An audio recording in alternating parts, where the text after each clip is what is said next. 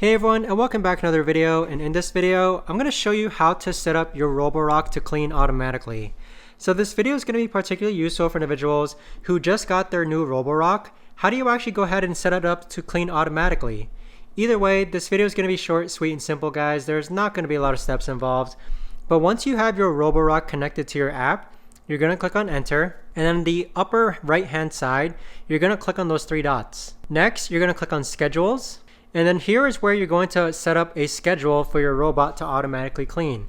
So if you click on the plus icon, you'll be able to set a start time. You'll be able to set how often you want it to be repeated. And you can also change it between cleaning certain rooms or cleaning the full room. And you can also change the vacuum or the cleaning mode between vacuuming and mopping as well.